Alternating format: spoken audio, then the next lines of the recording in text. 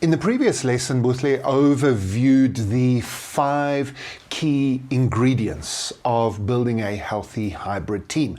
And I'm sure you're excited to dive into some of the practical ways in which you can develop those 5 ingredients with your team. But before we do that, I know that some of you will want to know, well, where does this come from? Where do these 5 ingredients come from? What's the background behind this? You might not be interested in that, and you might want to just skip this lesson then, because I'm going to talk about where our research comes from and some of the models that we used in order to put our 5 ingredients together. If that's not of interest to you, you can safely skip this module because we will refer to some of these as we go through. But for those of you who want to know the research, who want a little bit more of the academic and rigorous foundations, well, here we go. The first thing I need to say is that our team has worked virtually for 20 years.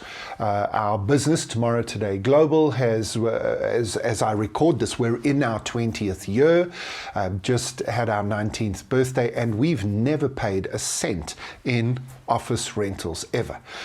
We've paid quite a lot of money to work in certain places because we've taken up boardrooms for a few days. We've rented conference venues. We've rented offices on an ad hoc basis when we've needed them, and we meet at coffee shops and so on. We've all got little places in our homes that we work at. So we've been living the hybrid life for 20 years. So we speak out of personal experience. But in addition to that personal experience, there are 7 key models, 7 key things that we can point you to, which provide the basis, the models, and the frameworks that we used to put our 5 ingredients together. The first is Professor Nicholas Bloom, or I think he goes by Nick Bloom now. He's a Stanford professor, and he has done years and years and years of research into remote and flexible working. For the last decade, he's been trying to find companies around the world who would experiment with flexible working. Probably his most well-known experiment, which he recorded the results of in a TEDx talk. So if you do a search for TEDx Stanford, so as a Stanford professor, there was a TEDx event at Stanford University. TEDx Stanford, search for Nicholas Bloom, and I think the TEDx talk is entitled, "Tell Your Boss You're Going to Work From Home and It's Going to Be Okay." What a great title. But in that he gave some detail of the work he did with C-Trip. C-Trip is a Chinese travel agency, employs about 10,000 people, and he got them to do a wild experiment. Everybody whose birthdays were on odd days, so if your birthday was on the 1st, the 5th, the 7th, the 11th, the 21st of the month, you had to work at home. I think it was for 3 months, if I remember correctly. And you literally had no choice. Didn't matter what your job was. If you were the CEO, if you were the HR director, if you were the security guard at the front of the building, you had to work from home for 3 months. No choices. And for some people, it was horrific. They couldn't do their job. They didn't have a good setup at home. But it was an experiment. They got full pay. It was done as a proper experiment. And the results are staggering. I'll let you go and have a look. He wrote them up in the Oxford Economics Journal in 2016, I think it was, and he's got that TED talk where he talks about it. But there were some ridiculous results. Things like a 12% improvement in profitability, $2,000 per person improvement in profitability over that 3-month period, more than 20% improvement in productivity, a 50% improvement in staff retention.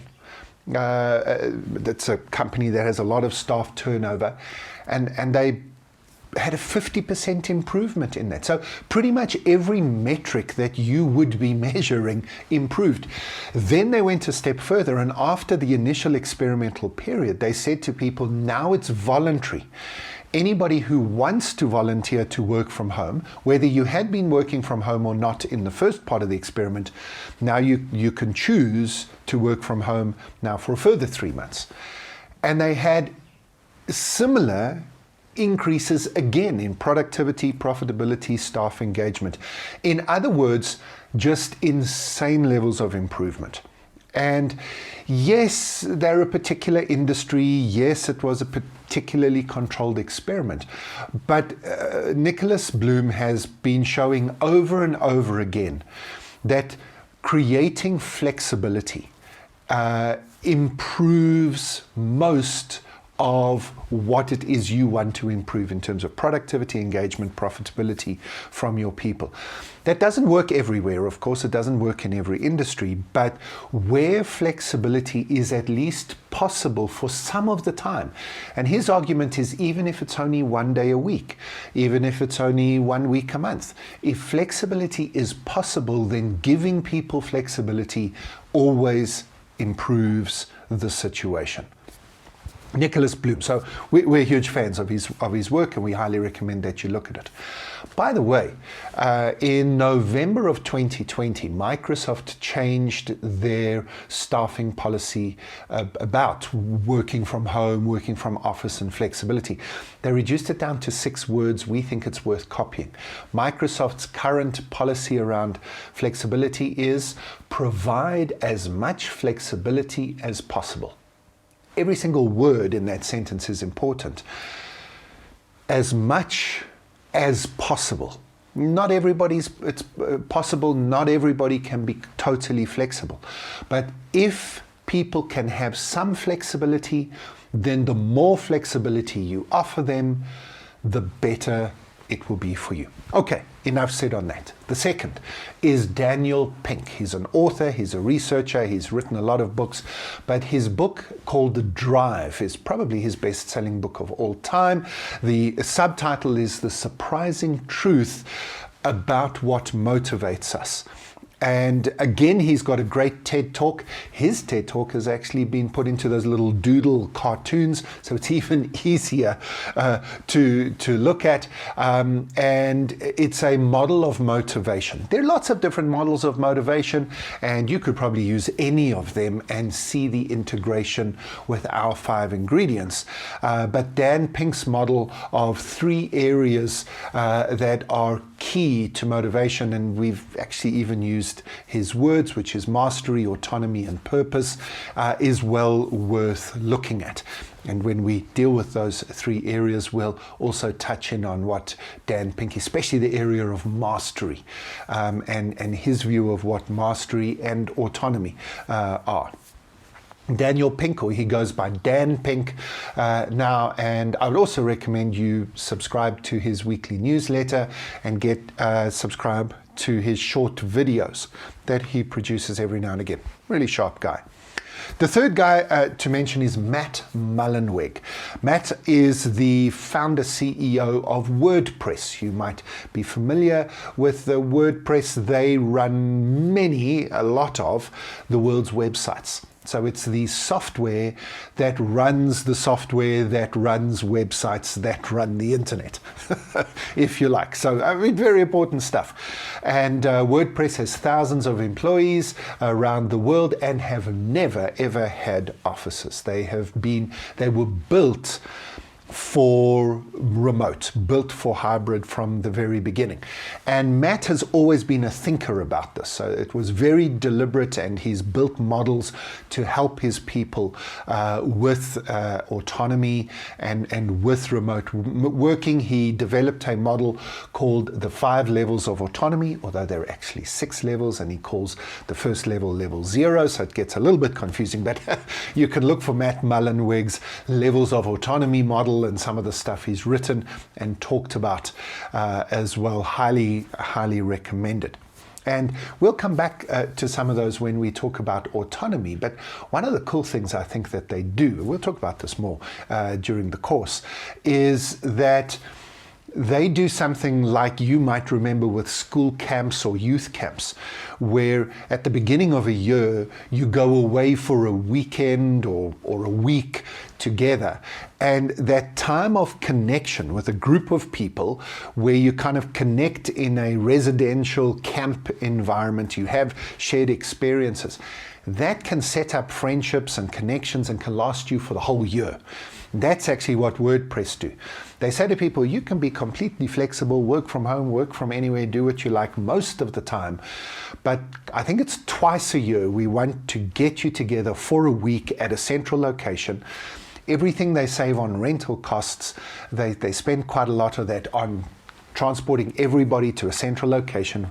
And they say, we ask you to be away from your family for 5 days solid, twice a year, so that we can give you flexibility for the rest of the year. We'll talk about that more in the course, because you've got to be able to not just duplicate what you would have done in the physical world, in the virtual world. You've got to think completely differently.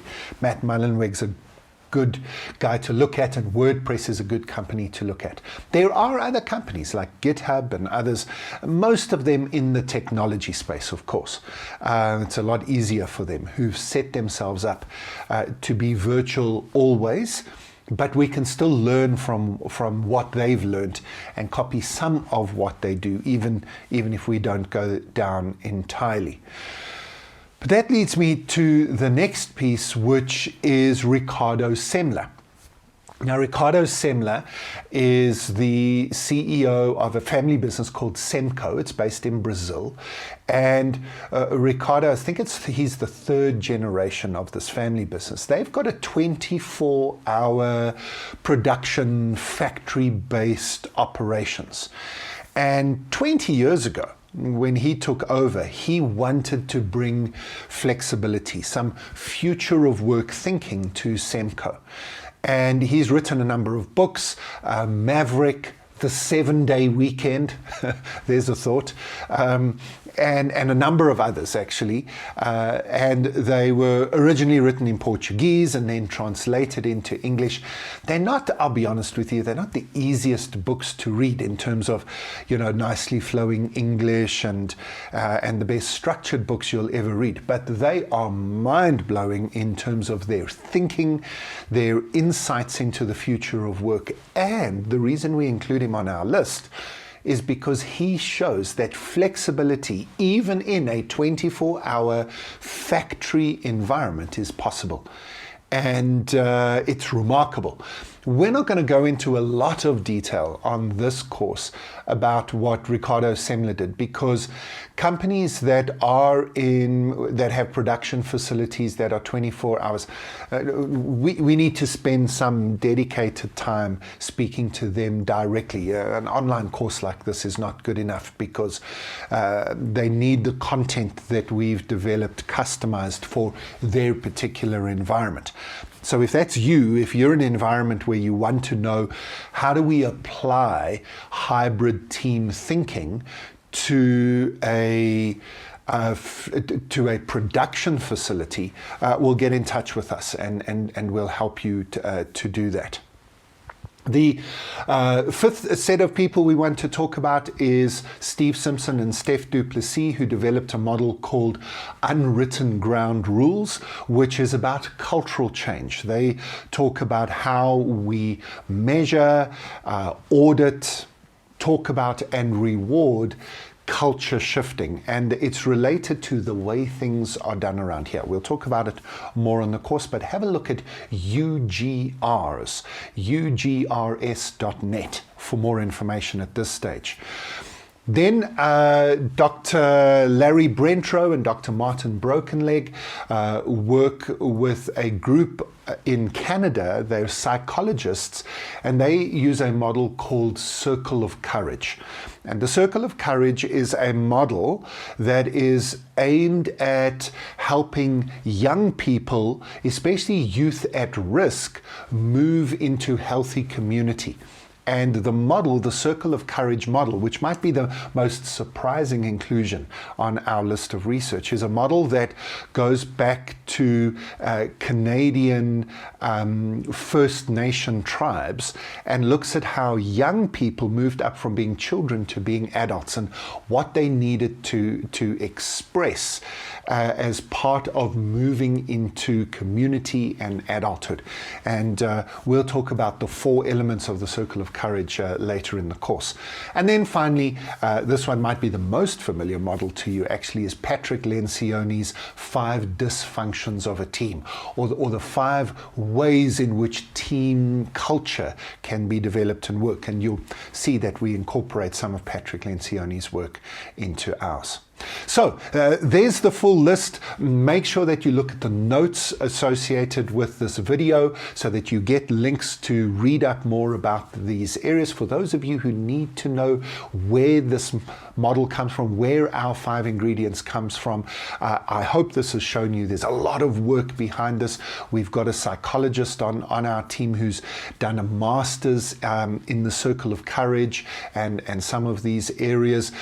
This is not just something we've made up on the fly. It's not just a quick cut and paste from a few different Google searches that we did. There's deep research behind our course, and for those of you who want more information, even more than some of the resources we've put into the course notes, please make sure that you contact us. We'd be very happy to share our research, share some of our source material with you, and make sure that you are as confident as we are that these 5 ingredients really are the keys to unlocking a healthy hybrid team. And if you spend time and effort and energy in developing these 5 ingredients in your team, you will in fact reap the rewards of a healthy hybrid team. So thank you. If you did sit through this video and look at the research, well, then you're probably a bit of a research nerd like I am and like most of the people at Tomorrow Today are. So I hope you enjoyed that as much as I did, and we'll see you in the next lesson.